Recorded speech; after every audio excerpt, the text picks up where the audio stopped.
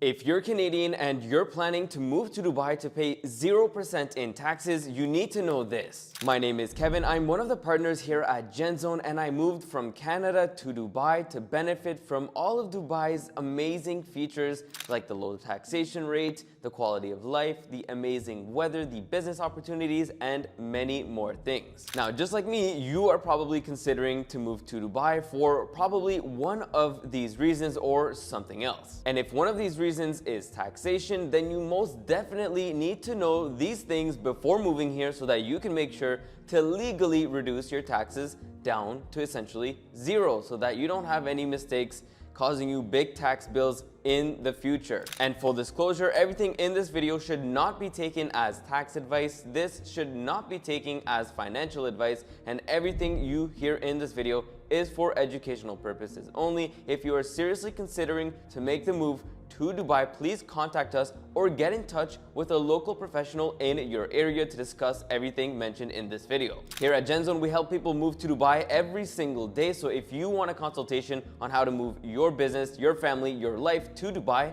then please book a call with us in the description down below. Now, the first thing you need to know is your ties to the country of Canada. Now, in this case, there are two different types of ties. There are primary ties and secondary ties. So let's go over them. Now, the reason why these ties are important is because, yes, even if you move to Dubai and you're living in Dubai and you're a resident in Dubai and even a tax resident in Dubai, it does not mean that you are not a resident in Canada and a tax resident in Canada. So that's where you can get caught paying taxes back to Canada even when you thought you wouldn't have to. So you need to make sure you understand these. Starting off with primary ties to Canada, we have a home in Canada. So if you have a place to live in Canada that is your primary residence and you don't get rid of the primary residence, this will most definitely be a very strong tie to Canada. And even if you're living in Dubai, this can tag you as a taxable resident and of course resident of Canada. Now at number 2, we have a spouse or common law partner in Canada. Now, yes, if you move to Dubai, you can be a tax resident of Dubai, but if you have a spouse or a common law partner that is in Canada still, then in this case, you can get tagged as a taxable resident, so you need to get rid of this tie.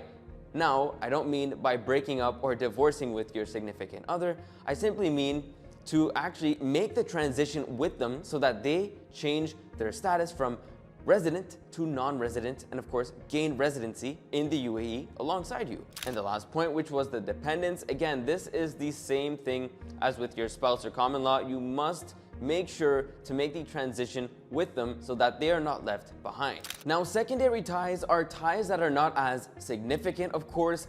Now, these are not necessarily going to make you a resident of Canada. However, these can most certainly make you a resident, tax resident, if you have too many or even if you just have one. So it is important to try and reduce and limit your exposure to these secondary ties. Now let's go over them. So number 1, we have personal property in Canada such as furniture, we have car, etc. So if you have that, it is important to try and reduce that and get rid of it. The second thing on the list here is social ties in Canada, such as memberships, so a Good Life Fitness membership. We also can include other things like Canadian recreational or religious organizations. So these things are important to try and again get out of. Up next, we have economic ties in Canada such as Canadian bank accounts, credit cards, etc. Now, in most cases, most people do not close all of their accounts because they do plan to return to Canada one day. Maybe it's not in the next 5 years, 10 years, 20 years, but they still do plan to come back one day. So for them to go ahead and just shut down everything really doesn't make any sense whatsoever. And of course, some people do like to just hold some currency in that local bank account. So in my opinion, it really depends on your situation. Of course, if you have any questions, please book a call with us. But it is not recommended to have these. However, some exposure is not terrible. Of course, please discuss this with a professional because each situation is different. So do I think that you're going to be tagged as a tax resident because you have a savings account with TD Bank? I do not think so.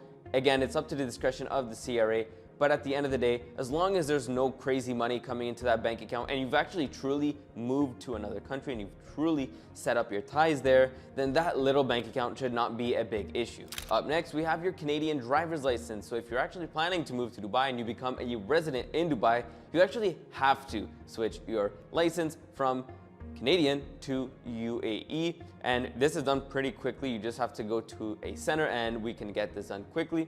But at the end of the day, you actually need this driver's license, the local driver's license, to drive, so your Canadian one would not be useful if you are a resident of the UAE. Up next, we have the Canadian passport. Now, in my opinion, I do not think that this is something that anybody is willing to give up. We're not like Americans, where Americans' taxes are tied to their passport. So in this case, the Canadian passport, I think this is just something that is absurd for someone to, consider you a taxable resident just because of your passport. It does not make sense to me. Nobody's giving up their Canadian passport. And finally, health insurance with a Canadian province or territory. So now, if you are becoming a non-resident of Canada, that means that you should no longer benefit from the social healthcare system, the free healthcare. So what's gonna happen is you will have to get rid of your free healthcare, which is not even good anyway. It's barely accessible. It's terrible, to be honest. It's free, but if you can even get it, that's even the first question. So it's not a huge loss there. You can go and get private healthcare, international healthcare, traveler healthcare. That's not a problem, but you will most definitely have to give it up if you truly want to cut your ties to the country of Canada. However, this is a secondary tie, as you can see on this list right here.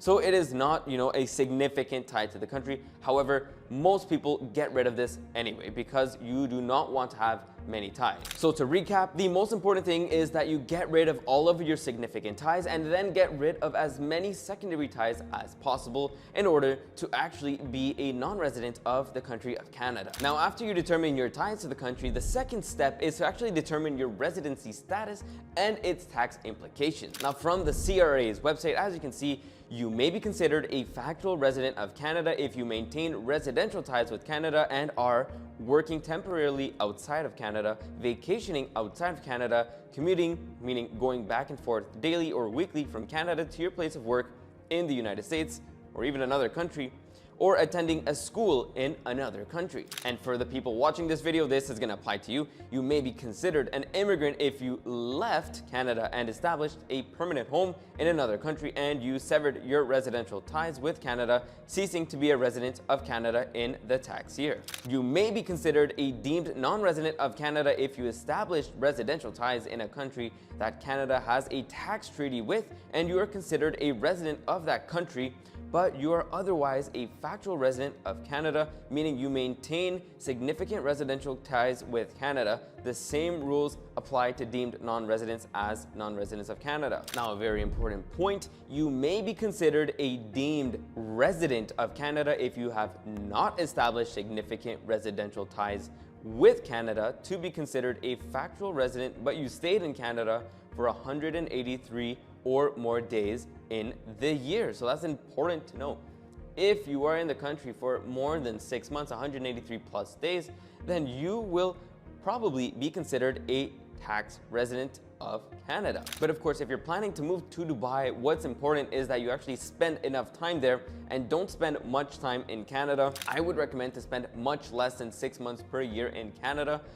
However, what you can see here is 183 days is that limit where they draw you from non-resident to resident just by being there for too long. So it's very important that you do not spend more than 183 days in Canada.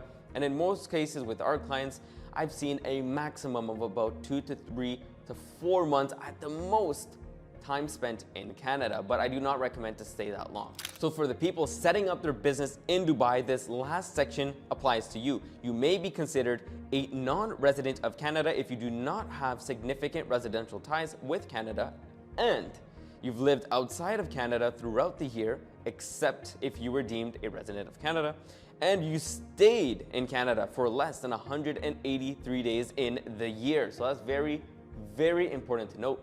Canada actually has one of the best systems in the world for actually being a non-resident. It's a lot harder for a lot of other people in other countries around the world. So it's great that if you're a Canadian and you're planning to move to Dubai, this is actually one of the easiest moves for you. Now, there's a very popular form called the NR70 3. Now, this form is used by people to help them determine their status as a resident or non-resident, and this is something that you can fill out. It's not mandatory, but the CRA can give you an answer in regards to what your status is when you're leaving Canada.